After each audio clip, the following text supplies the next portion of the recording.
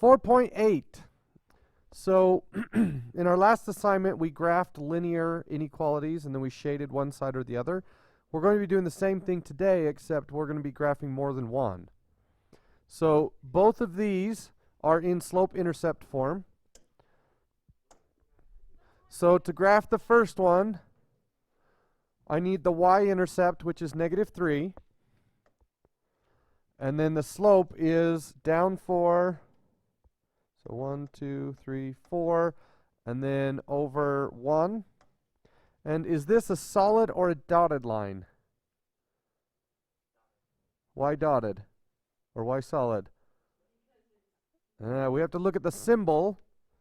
So right here it says equal to, and equal to lines are solid, just like filled in circles are solid. So I draw a solid line. That was pretty bad. Let's try that again. Okay. Now, which way do I shade? Plug in 0, 0. So I'm going to plug in this point right here.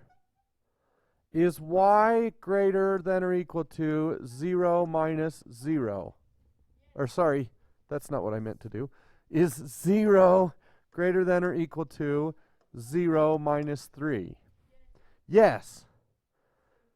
So this point right here is a yes, which means all of the points, Colin, on that side of the line are also yeses, but we don't want to shade yet because there's another line to draw. So instead of shading, I'm just going to draw an arrow in that direction to remind me which way I need to shade. Then we look at the next equation. Y-intercept of 2. Slope of 3, so up 1, 2, 3 over 1. Oh, shoot, what did I do wrong? It's supposed to be dashed. So the slope is 3 over 1. Is that your question? So up 3 over 1. And this is supposed to be a dashed line. And then I'm going to plug in 0, 0 again. So I plug 0, 0 into this equation, and I get, is 0 smaller than 2? Yes, which means this point is a yes, which means that all of these points are also yeses. But instead of drawing that, I'm just going to draw an arrow this way. Now we've divided the graph into 4 parts. Is there a part that satisfies both lines? Yes. And that would be this chunk right here. Okay, so what do those points on that side have in common? They work in both equations. So if I pick the point right here, 1, 1, and I plugged it in, is 1 greater than or equal to -4 minus 3? Yes. Is 1 greater than or equal to, or sorry, less than, is 1 less than 3 plus 2? Yes. Okay, what about this point right here? It works in one of the equations, but not in the other one. Okay, and same with this one. It works in one, but not the other. What about this point? It doesn't work in either equation. We call those points Miranda points.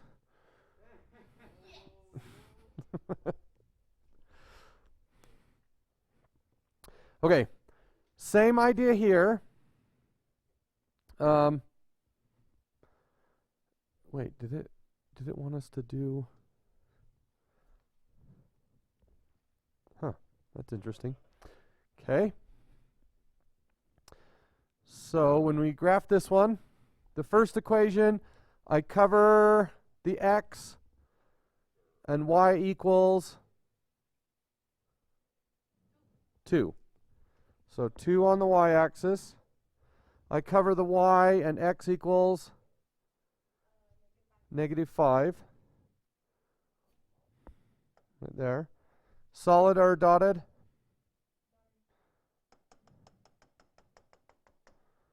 That wasn't very good, but you guys get what I mean. Okay, I cover the x and y equals -1. I cover the y and x equals -1.25. Okay, and this one is a solid line. Okay. Now, I'm going to plug in 0, 0. Am I allowed to do 0, 0? Yes, because it's not on either line. So you can't plug in a point on the line. So, is 0 plus 0 smaller than 10? Yes. So the dotted line is a yes on that side, so I draw an arrow in this direction. Okay. And then in the next equation, is 0 plus 0 greater than or equal to -5? Yes. So if this is a yes, I shade in this direction. Is there a part that satisfies both? This chunk right here. So I would graph that. And when I do, all right, so let me show you what to do here. Okay, so what did we say? 2, oh boy. So 2, -5, and then the next one was -2. Oh boy, it's not going to let me.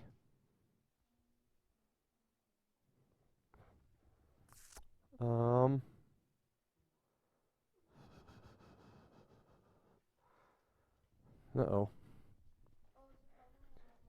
Yeah, it's not going to let me do a decimal.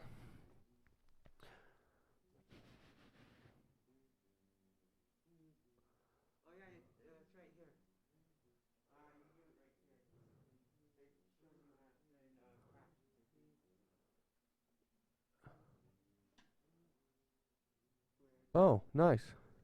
Okay, so the first point I want 0, -2.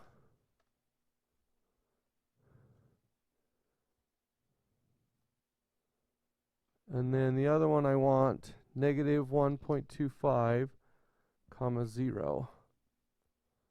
Oh, good job. Okay, so now we can do there, and I need to change this one to dotted, and we need to shade, was it this? Right there. And now this has one more answer. It asks, what is the point of the solution set?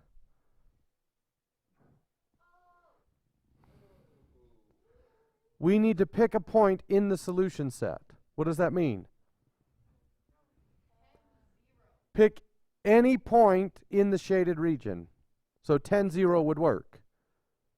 0, 0 would work. 1, 1 would work. So it's just saying, pick any point in this shaded region. Okay?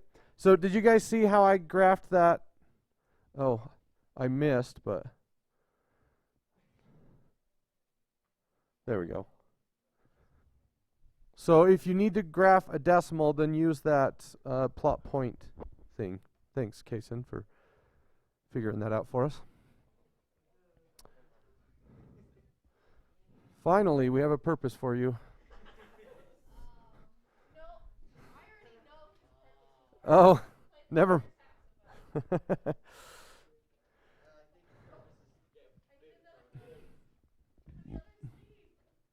Okay. This one we're going to graph 3 lines.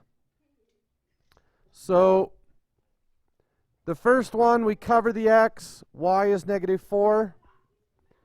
Then we cover the y and we get x is 6. And that should be a solid line. How do we graph x is smaller than or equal to 2? How do we graph x is smaller than or equal to 2?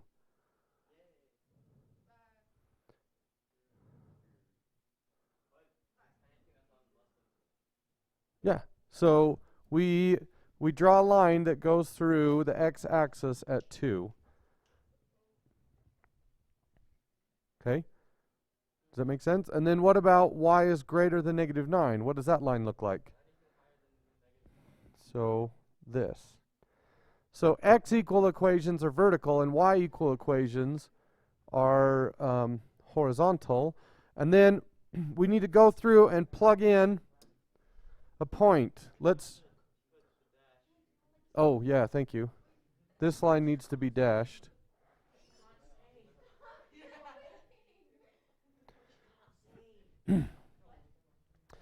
So now we plug in 0, 0. What are you doing? Oh, I'm sorry. Is 0 plus 0 bigger than negative 12? Yes. So this line gets shaded up or down. This one goes up toward 0, 0. Now we plug in 0 here. Is 0 smaller than 2? Yes. So the vertical line gets moved where? We're talking about this line here. To the left. Toward 0, 0. So don't think of it as up, down, left, or right. Just think it as toward 0, 0 or away from 0, 0. And now over here, is 0 greater than negative 9? Yes. So we shade toward. Is there a region that satisfies all three of those? This right here.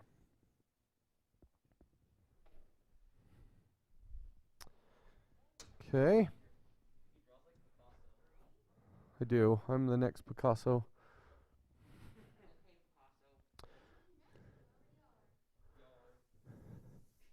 All right.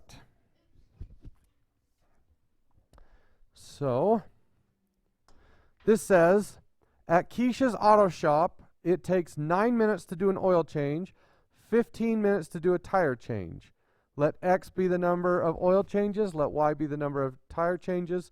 Using the values and variables given, write an inequality describing how many oil changes and tire changes Keisha can do in less than 60 minutes. So we were told that oil changes are x and tire changes are y's. How much time is she going to spend changing oil?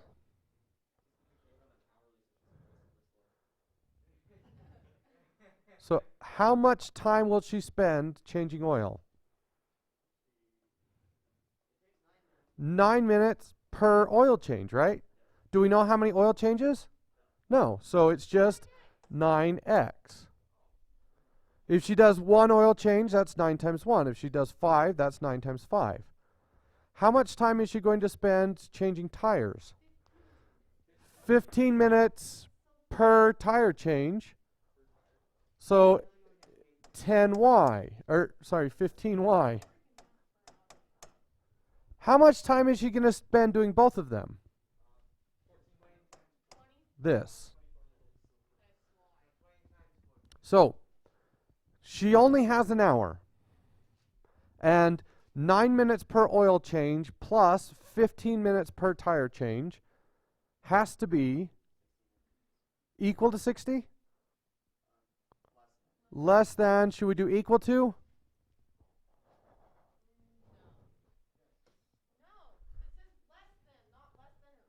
So she's not allowed to hit the 60-minute mark, which is weird, but that's what the problem says. So we would say less than 60. Okay?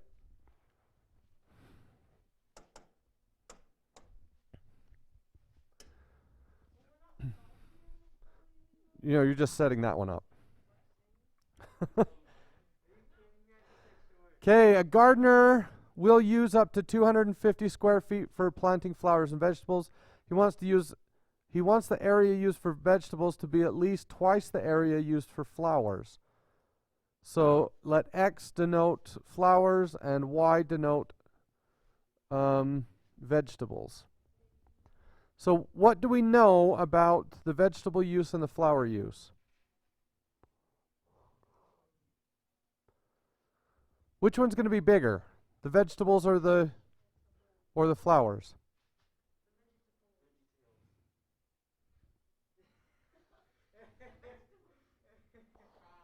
So it says the vegetables need to be at least twice the flowers. So if I had flowers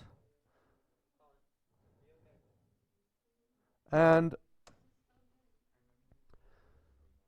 so I have flowers and then I have vegetables. So these are flowers and these are vegetables. Which one's going to be bigger? The vegetables need to be bigger. So I need to do this. What about the twice as big? So at least would be equal to. Now, where do I put the 2?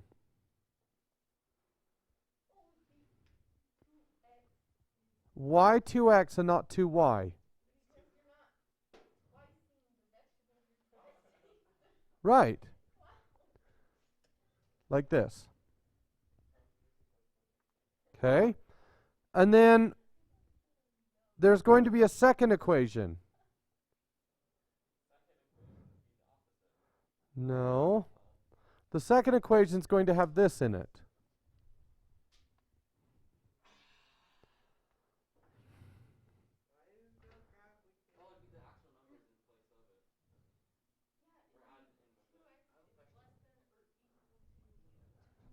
So, yeah, we have this. 2x is less than or equal to y. Right. But she only has so much room in her garden. So, how much area is she allowed to fill up? So, 250 square feet. No bigger. Right?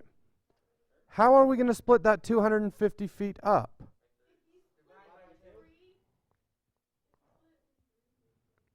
So you could split it into thirds, and 2/3 go to vegetables and 1/3 goes to flowers. However, does she have to use all of the 250 feet? No. So it's going to be this. So she has 2 constraints. The first one is whatever she uses for vegetables and whatever she uses for flowers added together has to be smaller than or equal to 250, because that's how much room she has. She doesn't have to use all of it, but when those two are added together, then they have to be smaller than or equal to 250. But also, the size of her flower garden, the size of her vegetable garden has to be more than or equal to twice the size of the flower garden. Okay? Now I'm going to turn this one around. So this first one's pretty easy to graph. We cover the x and we get 250. So 250 and on the y, and then we cover the y and we get 250. Okay, solid or dotted?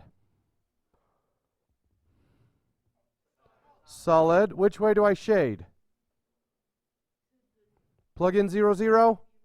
Is 0 plus 0 smaller than 250? Yes, so I shade toward 0, 0. Okay.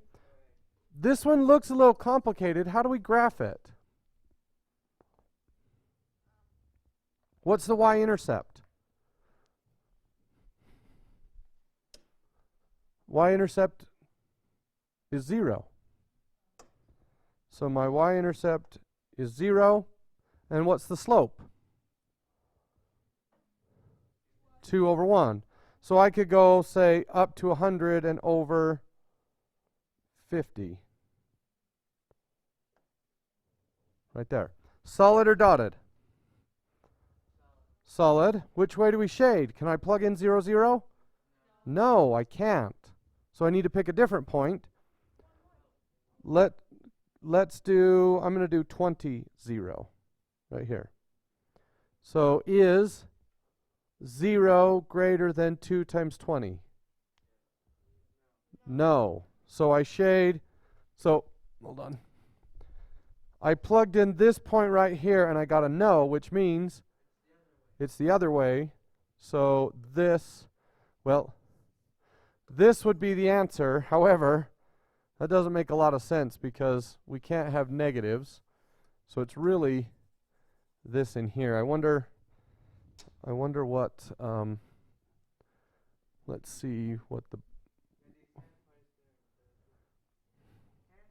technically that's not correct, right? Let's see what Alex says. Okay, so it wants me to graph this line as well.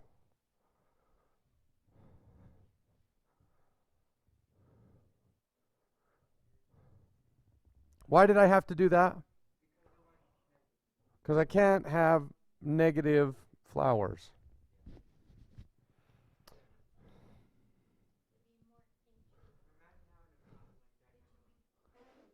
Okay, what did I do wrong this time?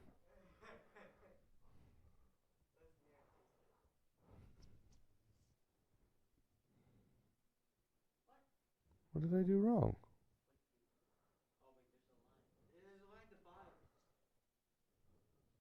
Oh, that's dumb. I don't need that line.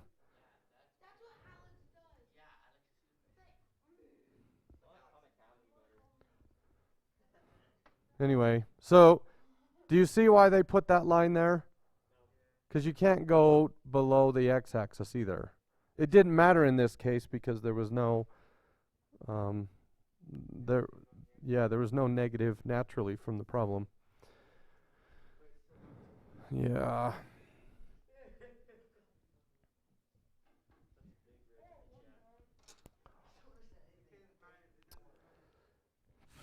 Okay.